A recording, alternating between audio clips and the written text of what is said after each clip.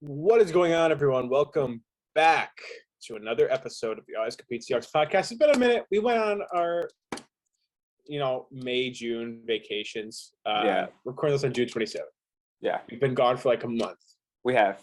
But this is the kind of the dead zone of the NFL year. There's not really much happening. You guys would have not missed the videos that we were going to post in that time frame. Would have been fillers. It would have been some fillers. Yeah. Yeah, would have been. We took some time to ourselves, and now that we're approaching training camp, which is in about a month, we're gonna be starting a new mini series here that will kind of fill up some of the space, and it's gonna be hot takes where we'll revolve around a certain topic every episode. So we have a hot take, like player you think will overperform, like maybe a game that you think we're gonna win, or just a general prediction about the team, something like that, where it'll work out.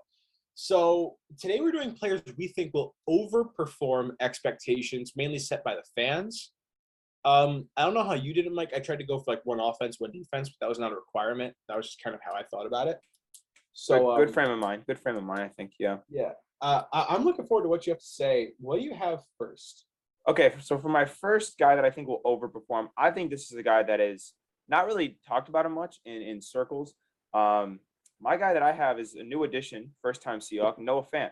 I am very excited to see Noah Fant play. I think that he is a great tight end. I loved him when he was with Denver. Additionally, he's never really had great quarterback play, which he won't have this year either, which obviously. But yeah.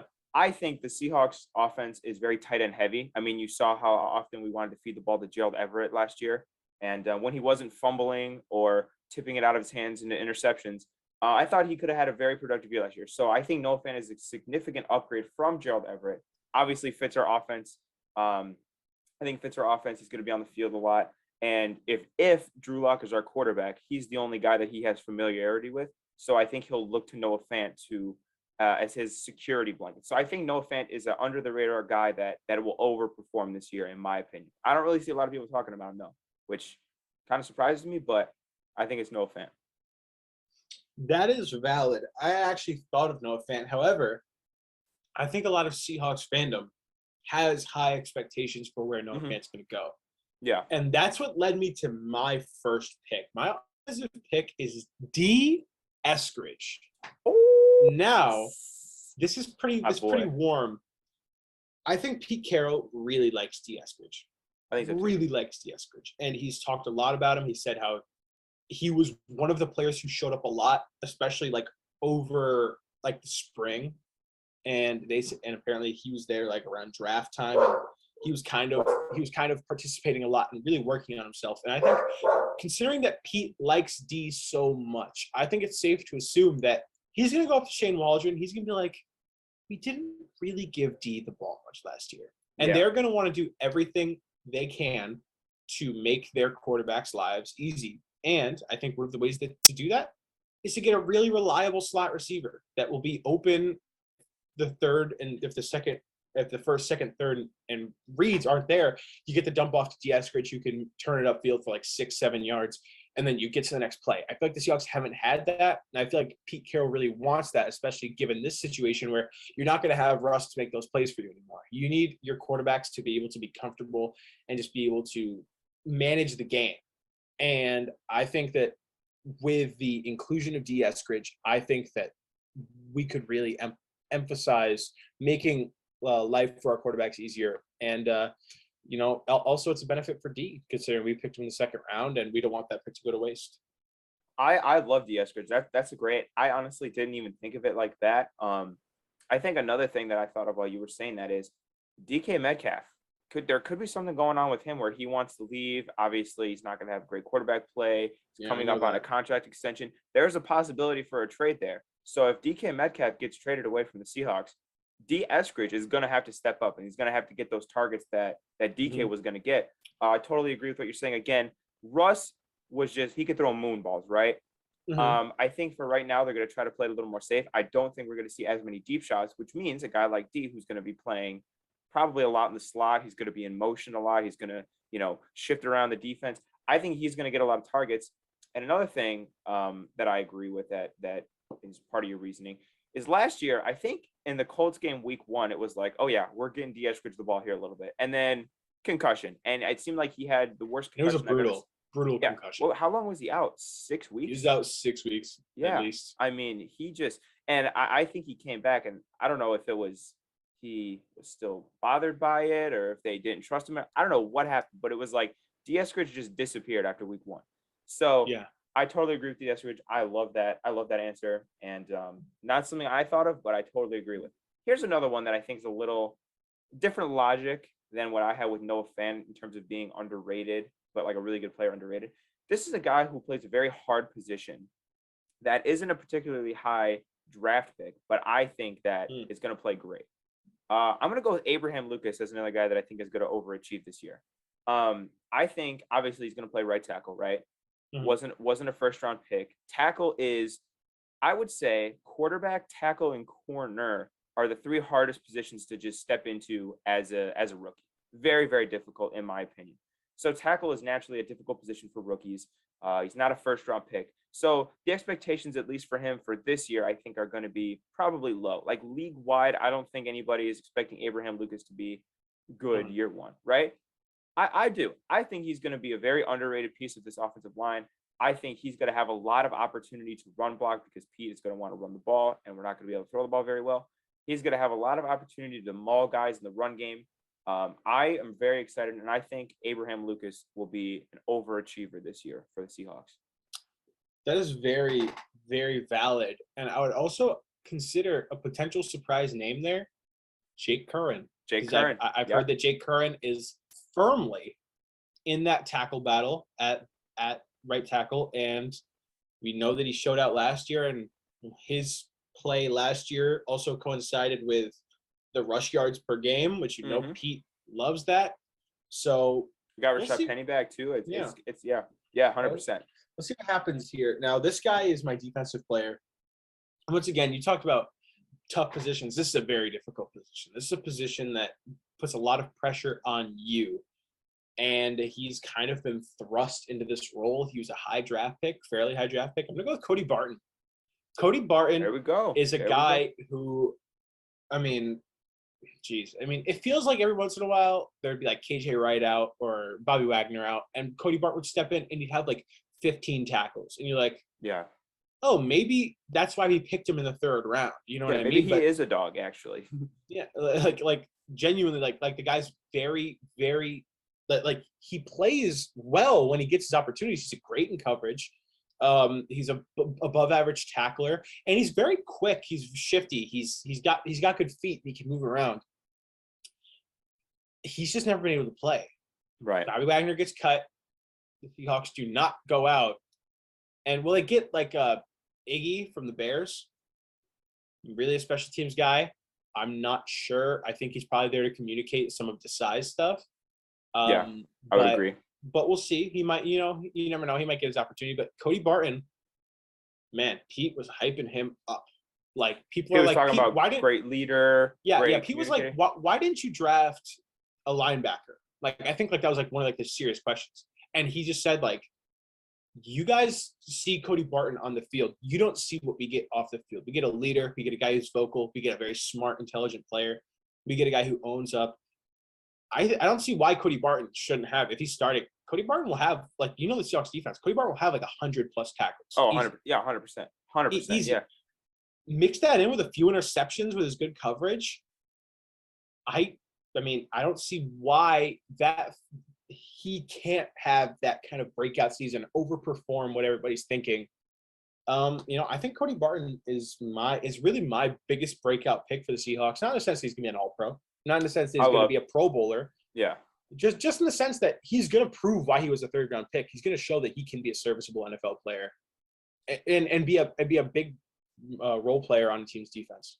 I totally agree. I love the Cody Barton pick. Cody Barton was another guy I thought of, a guy that is not really well known at all. I think at this point people are catching on to Jordan Brooks being like, okay, like he's good.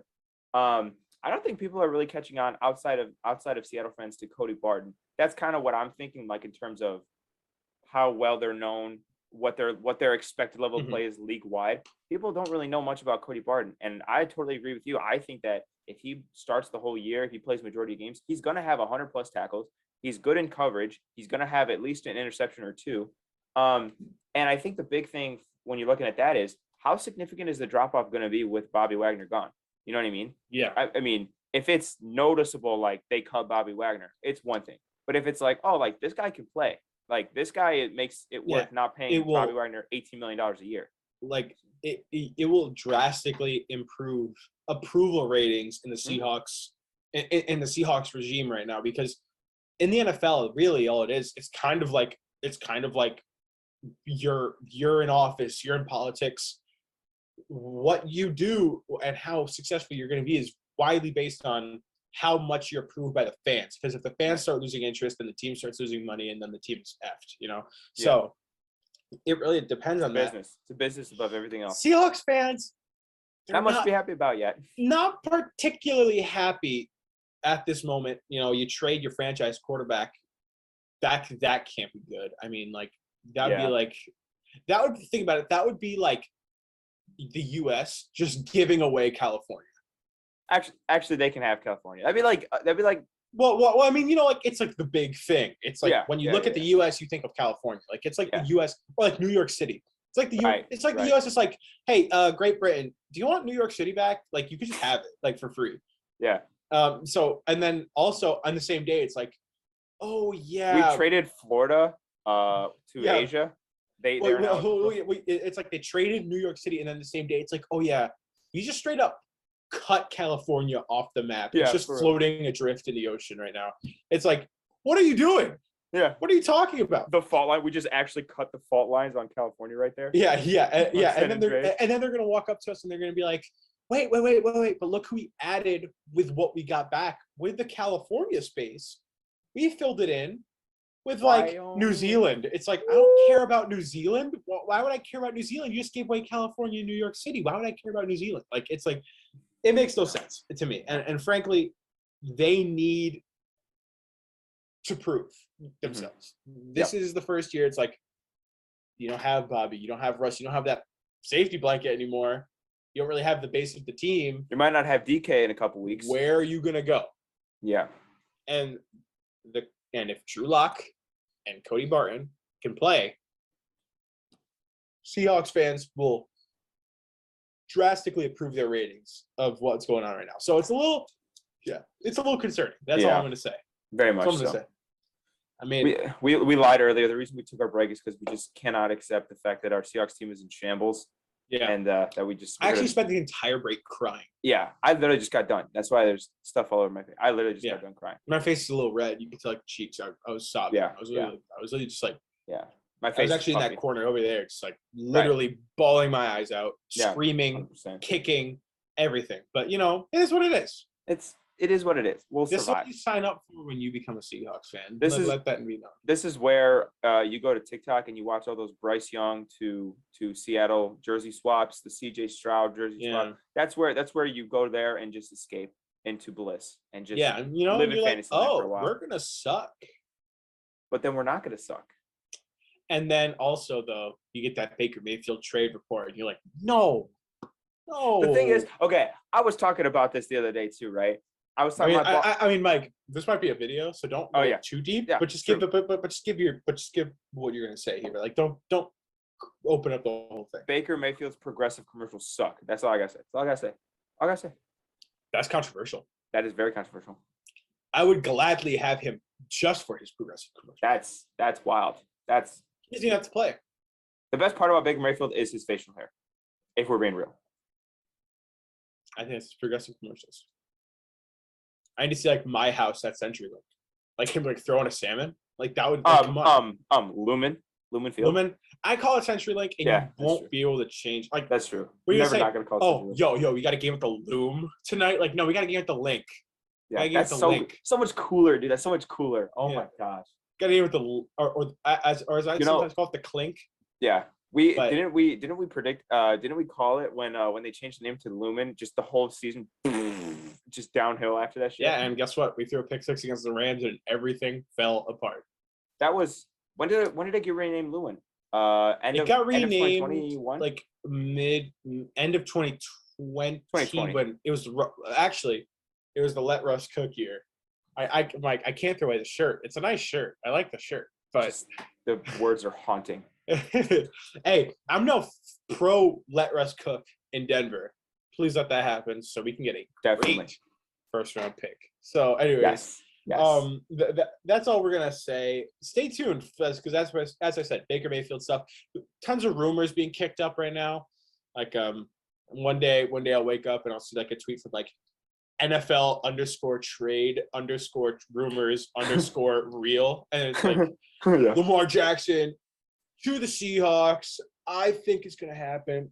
I don't know. I got sources, and they're telling me Lamar Jackson and Seahawks is a done deal. And then the people that comes to like source and it goes, I made it the fuck up. That's the best. Those are the best tweets I've ever seen. I love those. Anyways, I mean, that's going to wrap it up.